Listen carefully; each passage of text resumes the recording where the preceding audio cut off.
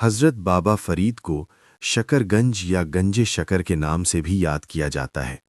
یہ آپ کا لقب ہے، جس طرح کہ آپ کے اسم گرامی کا ایک حصہ بن کر رہ گیا ہے۔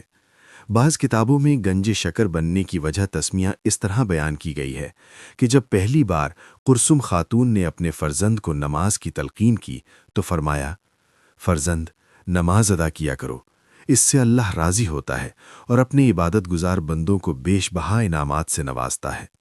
حضرت فرید الدین مسعود اس وقت بہت کم سن تھے، اس لیے مادر گرامی سے پوچھنے لگے، جو بچے نماز پڑھتے ہیں انہیں اللہ کی طرف سے کیا انعام ملتا ہے؟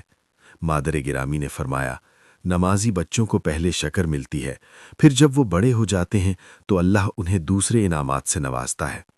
حضرت فرید الدین مسعود والدہ محترمہ کی بات سن کر مطمئن ہو گئے۔ پھر جب وہ ادھر نماز پڑھنے چلے جاتے تو قرثم خاتون خاموشی سے مصلے کے نیچے پڑیا رکھ دیتی۔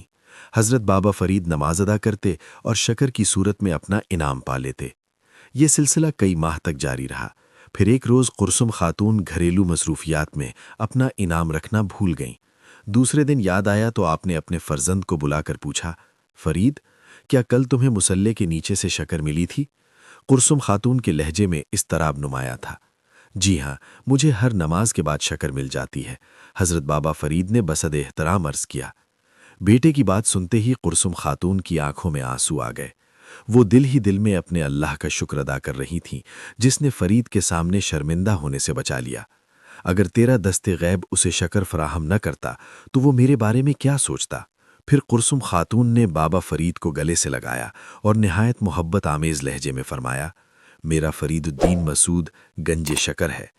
تصوف کی اکثر کتابوں میں یہی روایت درج ہے کہ جس روز قرثم خاتون نے بابا فرید کو گنج شکر کہہ کر پکارا، اسی دن سے آپ کا یہ لقب مشہور ہو گیا۔